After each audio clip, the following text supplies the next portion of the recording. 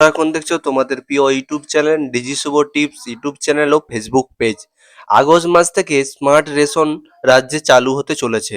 এতে কি কি সুবিধা পাবে এবং কিভাবে কাজ করবে সকল তথ্য এক নজরে আমি এই ভিডিওতে বলবো। এবং নতুন ব্যবস্থা আসতে চলেছে, রেশন ব্যবস্থায় কিন্তু বড় পরিবর্তন আসছে, সেটা A to Z সমস্ত ভাবে স্মার্ট রেশনটা কি হবে এই ভিডিওতে বলবো। তো চলো ভিডিওটি স্কিপ করবে না, ভিডিওটি পুরো দেখতে থাকো। এবং আগস্ট মাস থেকে রাজ্যে স্মার্ট রেশন ব্যবস্থা চালু হচ্ছে।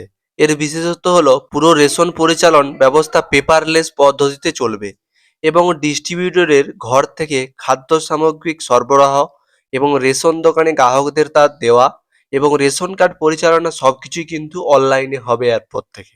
গ্রাহকদের রেশন দেওয়া, রেশন কার্ড সংক্রান্ত বিষয়গুলি অনেক দিন থেকে অনলাইনে হয়, এবার বাকি সব ব্যবস্থাও কিন্তু অনলাইনে চলে এলো এবং A to Z সমস্ত কিছু কাজও কিন্তু আমরা অনলাইনের মাধ্যমে কিন্তু আগেও করতে পারছিলাম। এখন কিছু সমস্যার কারণে কিন্তু অনলাইনে কিছু কাজ হচ্ছে না, সেটাও কিন্তু আগস্ট মাস থেকে সম্পূর্ণভাবে হবে। রেশন কার্ড সংশোধন এবং রেশন কার্ড নতুন করে অ্যাপ্লাই করা এবং পরিবেশ বিভাজন এবং রেশন কার্ডে আধার লিঙ্ক A to Z সমস্ত কিছু অনলাইনে কাজ কিন্তু কিছুদিনের জন্য বন্ধ ছিল, সেটাও কিন্তু অনলাইনে খুব শীঘ্রই আরো সুন্দরভাবে হতে চলেছে। সেটা কিন্তু এখানে স্মার্ট রেশন ব্যবস্থাতে বলারও হয়েছে। গোটা দেশে এই স্মার্ট রেশন ব্যবস্থা চালু করার উদ্যোগ কয়েক বছর ধরে কিন্তু কেন্দ্রীয় সরকার নিয়েছে।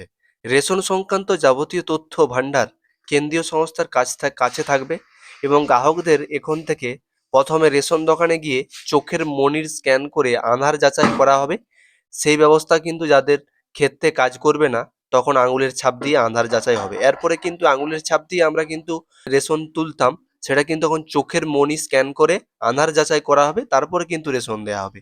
আর যাদের এটা কাজ করবে না তাদের ক্ষেত্রে আঙুলের ছাপ দিয়ে আধার যাচাই হবে। নতুন ব্যবস্থায় কিন্তু রেশনের স্বচ্ছতা আরো বাড়বে বলে খাদ্য দপ্তর আশা করছে। এদিকে কিন্তু আমরা অনেকে দেখতে পাচ্ছি অনেকের কার্ড কিন্তু ব্লক করে দেওয়া হয়েছিল। অনেক রেশন কার্ড খাদ্য দপ্তর কিন্তু ফের চালু করছে।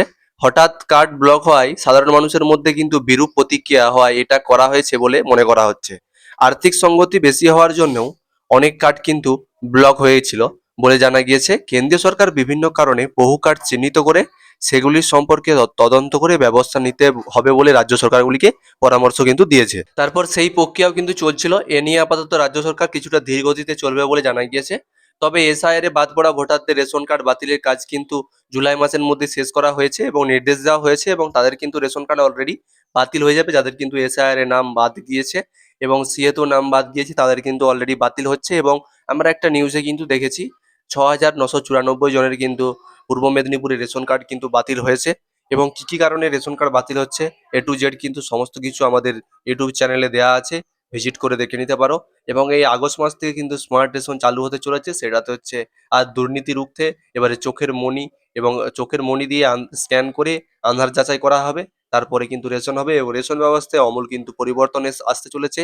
আমাদের এখানে কিন্তু ডেমো হিসাবে রেশন আর দেওয়া কিন্তু শুরু করেছে এবং সেই রেশনের মধ্যে দেখা হচ্ছে যে কার কার ঠিকভাবে রেশন যাচাই হচ্ছে কিনা, সেটা দেখার পর কিন্তু তারপরে আবার রেশন যবে দেবে সেদিনও কিন্তু যাচাই করা হচ্ছে। তোমাদের দিকে কি এইসব প্রক্রিয়া শুরু হয়েছে? অবশ্যই কমেন্টে জানাবে।